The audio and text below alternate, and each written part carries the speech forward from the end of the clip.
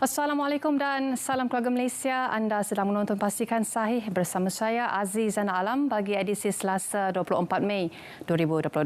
Antara perkongsian menarik hari ini, waspada SMS yang menyamar sebagai MDEC menawarkan kerja kosong kepada orang awam dan identiti mayat pendaki wanita dikenal pasti. Kita mulakan dengan segmen Sahih.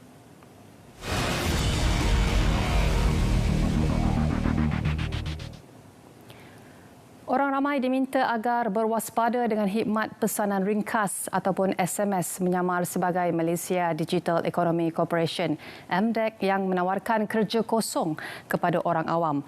MDEC turut menegaskan bahawa pihaknya tidak pernah menjalankan sebarang pengambilan pekerja melalui perkhidmatan tersebut. Menurut MDEC, kumpulan itu beroperasi tanpa kebenaran dan pengesahan daripada pihak syarikat.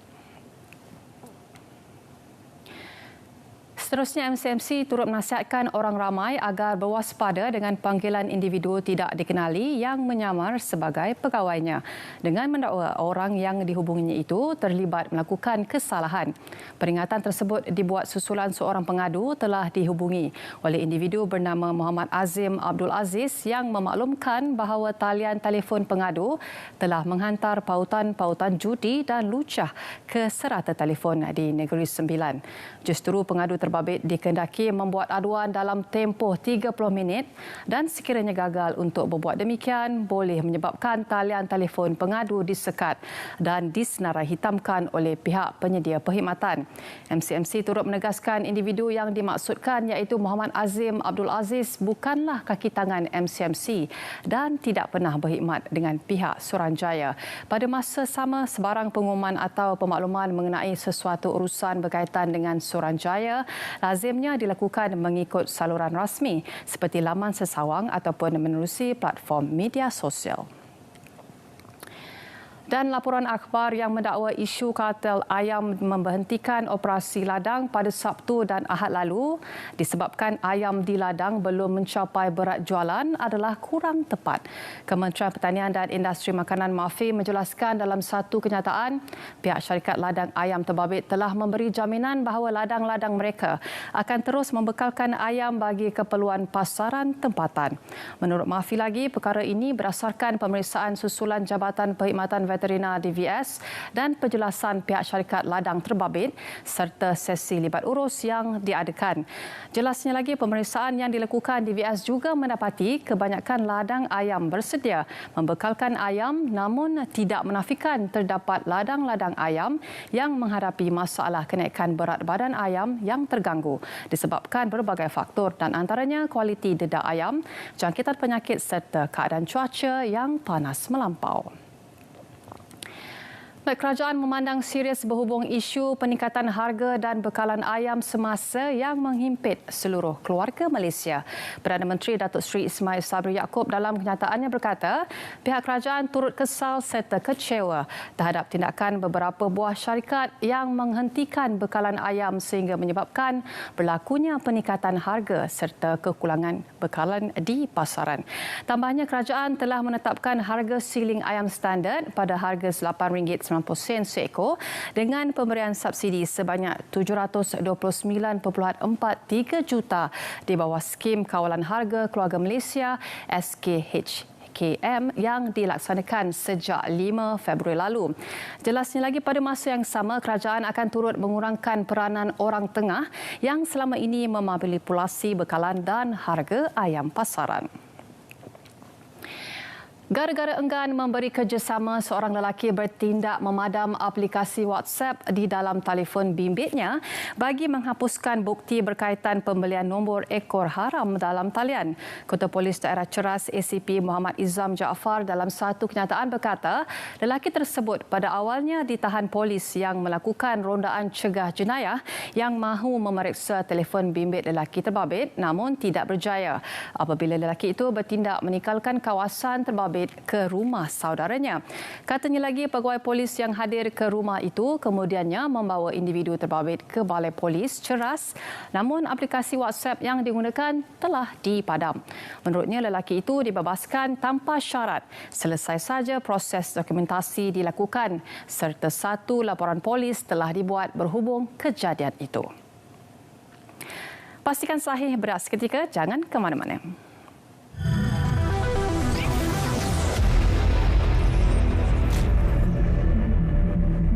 Proses nak upgrade mutu perkhidmatan ini tidak boleh menjadi sehala. Dia harus dua hala, yakni kita perlu mendapat feedback daripada pengguna. Dan feedback itu mesti datang dengan cepat supaya tindak balas untuk melakukan upgrading juga cepat. Lalu kita melancarkan jendela map.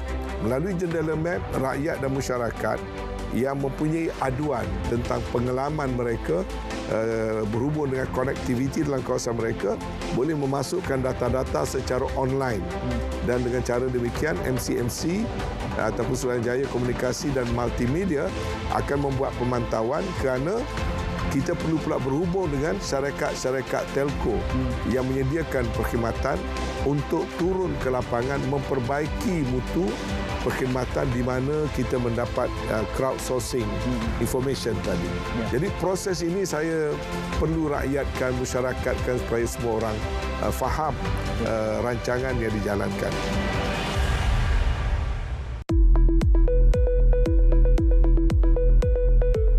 OPR naik, apa kesan terhadap anda? Untuk anda yang menabung, kenaikan OPR adalah satu durian runtuh. Pulangan yang anda akan nikmati adalah amat baik dan lebih daripada biasa.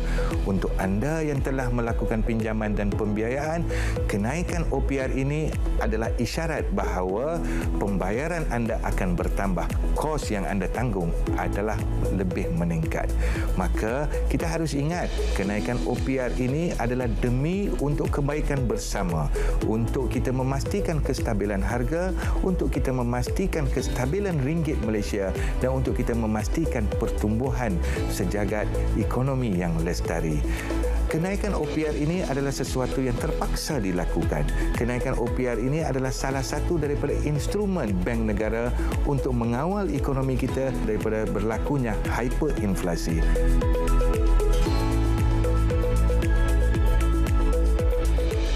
Seluruh negara di ASEAN ini mempunyai penduduk yang boleh bertutur bahasa Melayu. Jadi tidak ada sebab kenapa kita tidak boleh menjadikan bahasa Melayu sebagai salah satu bahasa ASEAN. Kita akan menyelaraskan perkara ini. Saya akan berbincang dengan pemimpin-pemimpin negara ASEAN, terutamanya yang telah pun menggunakan bahasa Melayu. Saya akan bincang mereka supaya bersetuju untuk menjadikan bahasa Melayu sebagai bahasa kedua ASEAN, dan selepas itu akan berbincang dengan pemimpin-pemimpin negara-negara lain yang mempunyai penduduk yang menggunakan bahasa Melayu.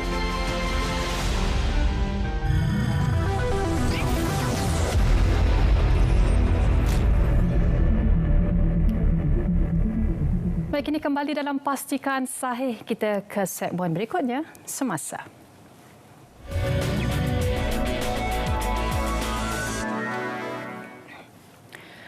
Perdana Menteri Datuk Seri Ismail Sabri Yaakob selamat tiba di Tokyo, Jepun bagi melaksanakan lawatan kerja rasmi sulungnya ke negara matahari terbit itu sehingga Sabtu depan. Perdana Menteri yang berlepas dari Kuala Lumpur tiba di lapangan terbang antarabangsa Haneda di sini kira-kira pukul 11.10 malam waktu tempatan semalam. Ketibaan Perdana Menteri yang ditemani isteri Datin Sri Mohaini Zainal Abidin dan delegasi di lapangan terbang antarabangsa Haneda disambut antaranya oleh Menteri Pengiring iaitu Menteri Luar Datuk Seri Saifuddin Abdullah, Kuasa Usaha Sementara Kedutaan Besar Malaysia di Tokyo, Nur Azam Muhammad Idrus, Duta Besar Jepun ke Malaysia, Tuan Yang Terutama Takakashi Kazuhiko serta Ketua Pengarah Jabatan Asia Tenggara Kementerian Luar Negeri Jepun, Kano Tahehiro. Kesihatan mental amat penting kerana ia menyumbang kepada kecerdasan minda dalam melahirkan individu yang cemerlang yang akan memimpin negara kelak. Masyarakat mesti cakna mengenai segala simptom yang menyumbang kepada kemerosotan kesihatan mental dan pada masa yang sama mempunyai strategi bagi mengatasi kemerosotan kesihatan mental. Titah Raja Muda Perlis Tuanku Said Faizuddin Putra Jamalul Lail, kemerosotan kesihatan mental dapat diatasi dengan sentiasa berhubung berhubung dengan orang di sekeliling. Meluahkan kerisauan yang ada, perhatikan kesihatan fizikal masing-masing serta mendapatkan bantuan profesional sebelum terlambat. Demikian titah baginda ketika merasmikan penutupan program Minda Cerdas Komuniti Gemilang Siri 1, anjuran Pusat Rancangan Kurikulum Universiti Sains Malaysia USM di Auditorium Perpustakaan Tuanku Said Faizuddin Putra Kampus Alam UNIMEP Pauh Putra.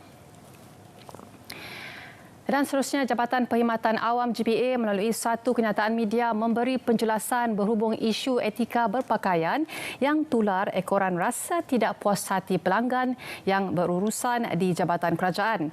Ketua Pengarahnya, Datuk Seri Muhammad Syafiq Abdullah berkata, penetapan etika berpakaian itu adalah bersesuaian dengan budaya berbilang kaum di Malaysia dan ia dapat mencerminkan ketertiban dalam urusan rasmi kerajaan. Beliau turut memaklumkan keluarga Malaysia kini digalakkan berurusan secara dalam talian melalui aplikasi atau portal yang telah disediakan oleh kerajaan. Ia diyakini dapat mempercepat akses kepada perkhidmatan yang disediakan selain mengurangkan karenah birokrasi. Setakat ini terdapat 389 platform perkhidmatan secara dalam talian yang telah dibangunkan oleh kerajaan. Premier Sarawak Tan Sri Abang Johari Tun Openg mahu rakyat negeri ini sentiasa bersama menggerakkan ekonomi digital agar Sarawak menjadi negeri berpendapatan tinggi menjelang 2030.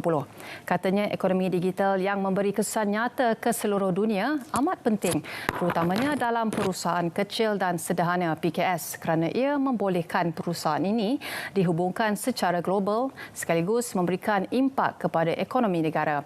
Beliau berkata Sarawak harus memanfaatkan potensi besar ekonomi digital kerana ia diramalkan akan menyumbang kepada 25% daripada KDNK dunia yang bersamaan dengan USD 25 trilion dan menurutnya berdasarkan laporan Jabatan Perangkaan, Malaysia merekodkan pendapatan e-dagang sebanyak RM279 bilion pada tahun 2020.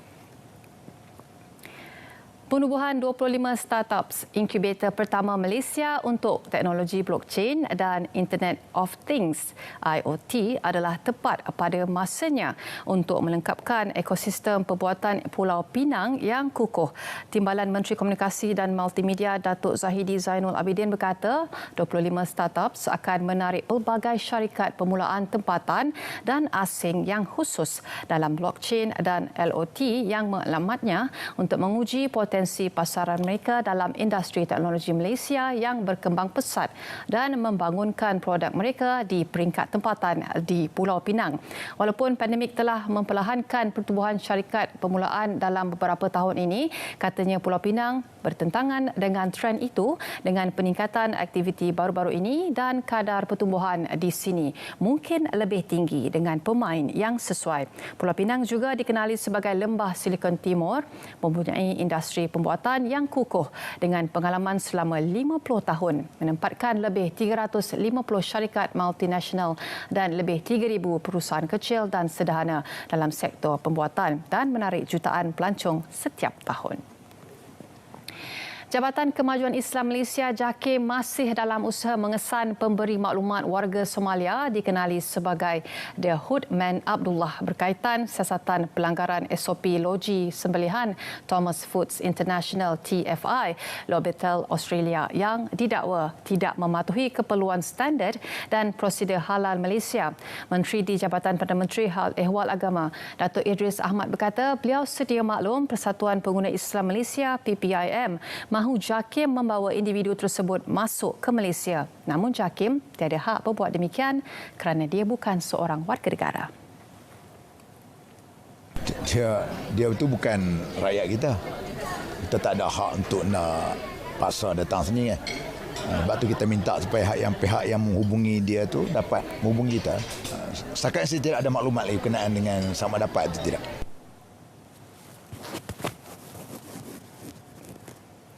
Orang ramai diingatkan agar tidak mensensasikan maklumat tidak sahih berhubung bekalan ayam di pasaran ini. Ini kerana ia hanya akan mencetuskan pembelian panik. Menurut pensyarah kanan Ketua Pusat Pengajian Peladangan dan Agroteknologi Universiti Teknologi Mara UiTM Sarawak, Profesor Madya Dr. Abdul Rahman Saili, tindakan itu dikuatiri menyebabkan harga ayam meningkat. Dan selain itu, beliau turut menggesa agar kajian untuk menghasilkan makanan ayam tempatan dipegiat bagi sebagai alternatif penyelesaian. Ketua Aktivis Persatuan Pengguna Islam Malaysia PPIM Datuk Nazim Johan pula mencadangkan satu pusat jualan ayam diwujudkan untuk kelangsungan bekalan.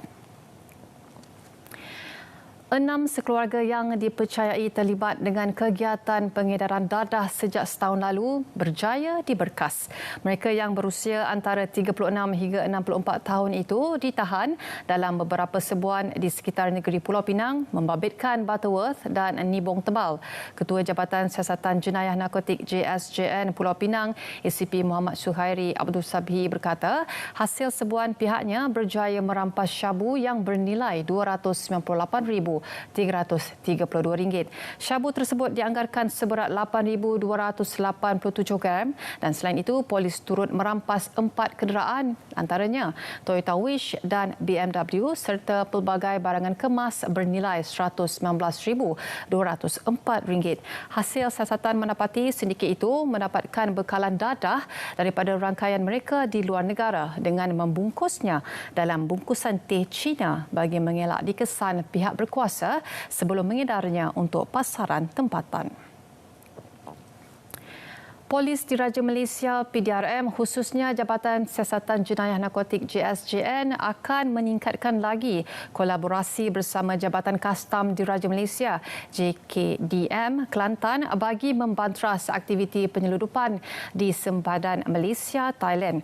Pengarah Jabatan Siasatan Jenayah Narkotik JSJN Bukit Aman Datuk Ayub Khan Maidin Piche berkata terdapat 175 pengkalan haram di Kelantan yang sering digunakan penyeludup dan 135 darinya adalah yang aktif. Dan tadi waktu kita buat tinjauan pun kita nampaklah betapa sukarnya untuk kita mengawal aktiviti penyeludupan. Ini bukanlah konteks dadah saja, tapi juga melibatkan lain-lain bahan kontraben. Sebab itulah lawatan saya pada hari ini kita berbincang dengan pihak Kastam. Tuan Nasir pun ada kat sini, arah Kastam Kelantan, untuk meningkatkan lagi kolaborasi kita. Kementerian Pertahanan merayu supaya kerajaan mempertimbangkan semula pemberian alaun kenangan kepada veteran Angkatan Tentera Malaysia ATM yang menerima pingat jasa Malaysia PJM. Timbalan Menteri Pertahanan Datuk Seri Iqmal Hisham Abdul Aziz berkata perkara itu sudah dibawa kepada Kementerian Kewangan untuk disemak semula.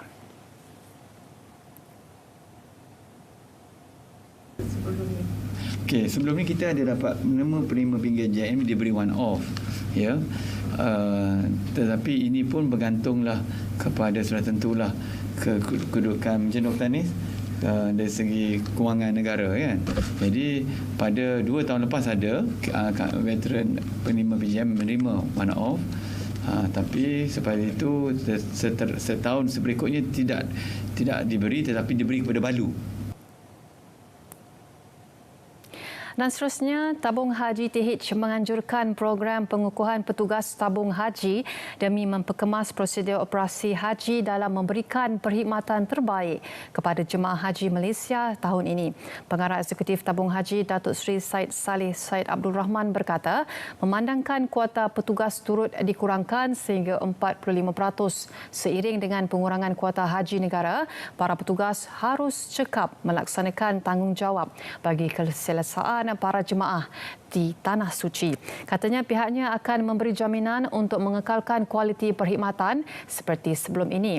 Tambahnya lagi, seramai 340 jemaah telah pun dibimbing serta penekanan juga diberikan dari sudut mental, fizikal, persiapan ISO, persiapan menghadapi norma-norma baru dan sebagainya. Identiti kedua-dua mayat pendaki wanita yang dihanyutkan kepala air di Gunung Suku Simpang Pulai sudah dikenal pasti. Mengesahkan perkara tersebut, Ketua Polis Perak Datuk Mior Farid Al-Rashah Wahid berkata, penemuan anggota tubuh badan pada 16 Mei lalu adalah Si Suyen, 32 tahun. Manakala mayat kedua pada Sabtu milik Eng Yi Chiu, 46 tahun. Jelas beliau, proses bedah siasat dijalankan hari ini bagi mengenal pasti punca kematian. Dalam kejadian 15 Mei lalu, kedua-dua mangsa yang berasal dari Ceras dan Kelang itu dihanyutkan kepala air ketika sedang mendaki gunung tersebut bersama 27 lagi rakannya. Dan pastikan sahih berat seketika, kita akan kembali lagi selepas ini.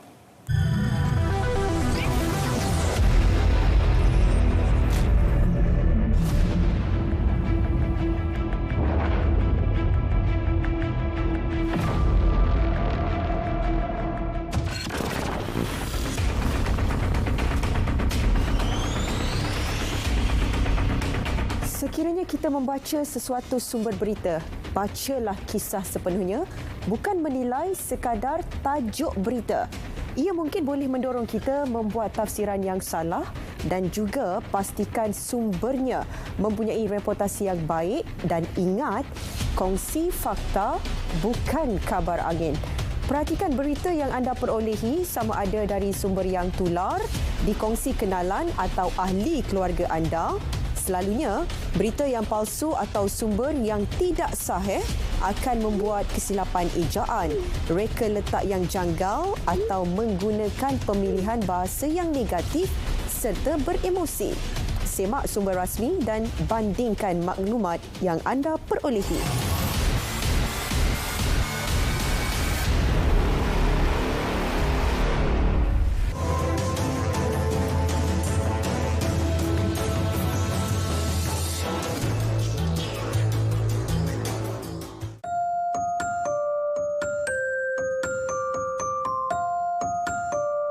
Berlaku peningkatan ketara dalam kes bunuh diri berbanding tahun-tahun sebelum ini.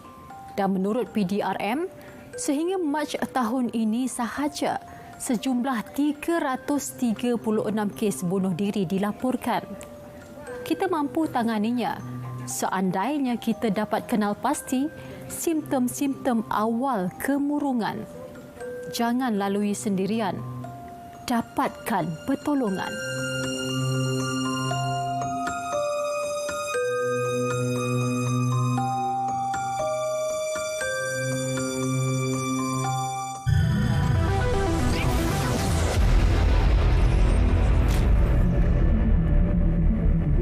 Baik, kini kembali dalam Pastikan Sahih dan sebelum saya teruskan ke segmen notifikasi, izinkan saya untuk beri sedikit pengingatan. Sekiranya anda menyebarkan berita palsu, anda boleh didakwa di bawah Seksyen 505 Kanun Keseksaan dan juga Seksyen 233 Akta Komunikasi dan Multimedia 1998. Dan kita seterusnya ke segmen notifikasi.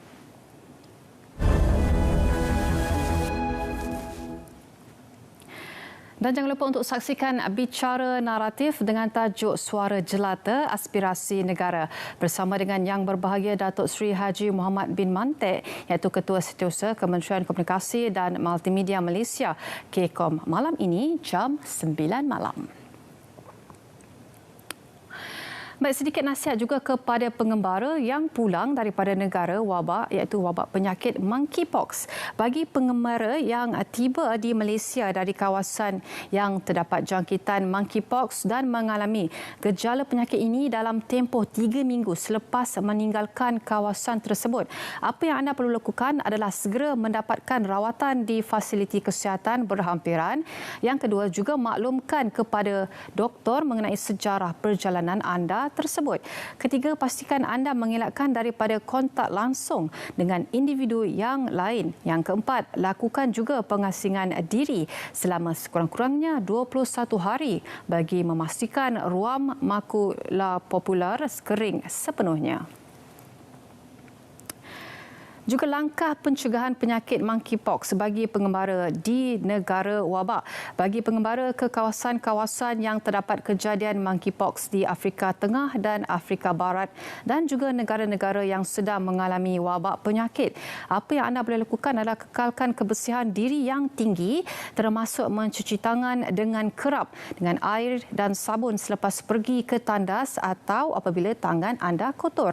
Juga elakkan daripada sentuhan secara langsung dengan luka pada mereka yang dijangkiti, sama ada manusia maupun haiwan, serta objek yang mungkin tercemar dengan cecair tubuh kes seperti pakaian yang kotor yang digunakan oleh orang yang dijangkiti. Yang terakhir, pastikan elakkan daripada bersentuhan dengan haiwan liar atau memakan dagingnya. Bagaimanakah keadaan anda setelah pulang dari percutian? Adakah anda mengalami gejala-gejala COVID-19? Dan jangan kita lupakan ini walaupun dengan keadaan monkeypox yang sedang berlaku sekarang ini. Jawapannya adakah ya atau tidak? Jika anda digalakkan untuk menjalani ujian kendiri COVID-19 seperti biasa dan jika bergejala, segera lakukan ujian kendiri atau rujuk ke pusat kesihatan berdekatan. Jika keputusan anda positif ataupun negatif, sila laporkan ke MySejahtera.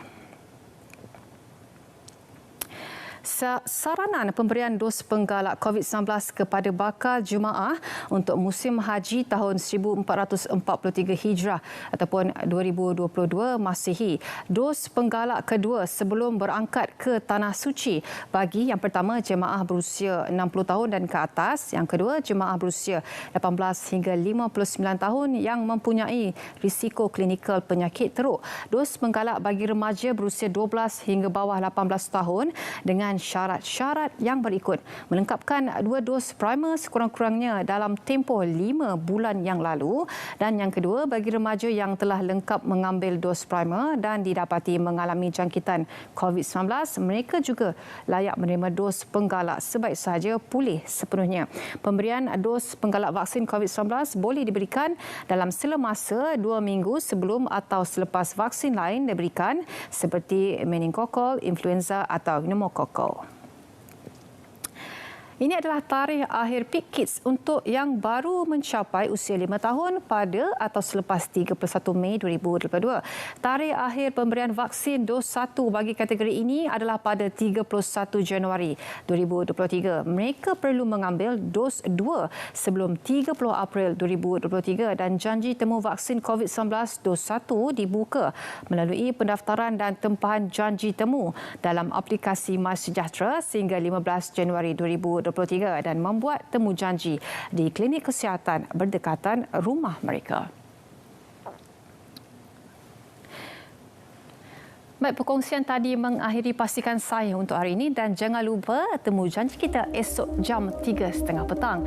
Dan dengan itu, salam keluarga Malaysia. Assalamualaikum dan jumpa lagi.